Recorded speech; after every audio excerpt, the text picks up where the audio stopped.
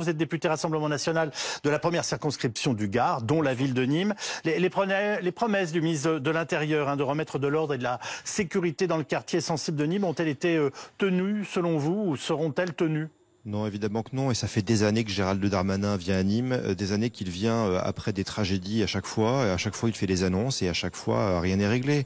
Quand il est venu il y a quelques semaines après la mort tragique du petit Fayed, c'était au mois d'août dernier, pour dire vous allez voir ce que vous allez voir, je vais régler les problèmes, je vais mettre des moyens.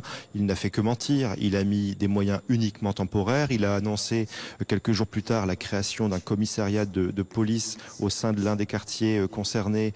En fait, il avait oublié de dire que c'était le déménagement du commissariat voisin, du quartier voisin.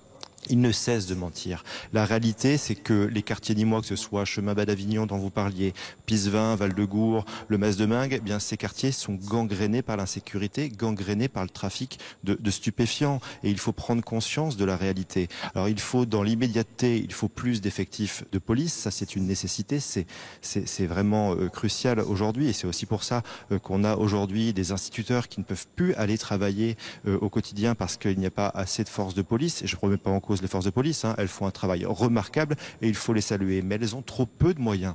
Et donc il faut ces forces de sécurité davantage sur le terrain. D'ailleurs, vous, ça veut dire que vous souhaitez des opérations quotidiennes qu'on pourrait qualifier de place nette ? Mais en fait, 5 jours avant le dernier mort qu'il y a eu il y a quelques jours, eh bien Gérald Darmanin avait organisé une fameuse opération Place Nette. Il avait tweeté d'ailleurs en disant Place Nette, chemin Bas d'Avignon, c'est bon, tout est réglé. La réalité, c'est que quelques jours plus tard, il y a eu un mort. Voilà, donc en réalité, ces opérations de pure communication ne fonctionnent pas. Ce qu'il faut, c'est de la sécurité au quotidien et plus d'effectifs de police, évidemment. Quand vos journalistes, à vous, viennent sur le terrain, dans ce quartier, il y a quelques jours, ils sont accompagnés d'un garde du corps. Les professeurs, eux, n'ont pas de garde du corps au quotidien, évidemment.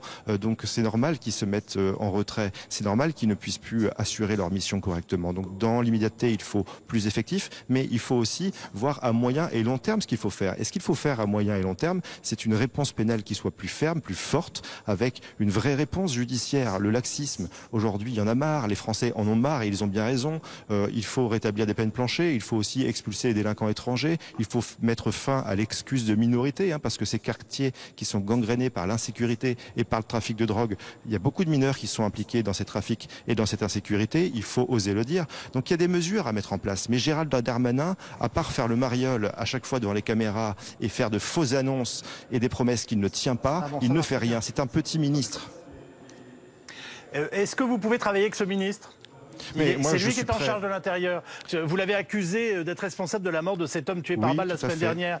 Vous maintenez ces propos ? Je maintiens. Il est responsable de cette mort, comme il est responsable des morts qu'il y a eu ces derniers mois dans ces quartiers nîmois. Mais moi, je suis prêt à travailler avec Gérald Darmanin. Il le sait. Et d'ailleurs, j'ai des contacts réguliers avec lui et son cabinet. Moi, je me tiens à sa disposition pour échanger sur le sujet.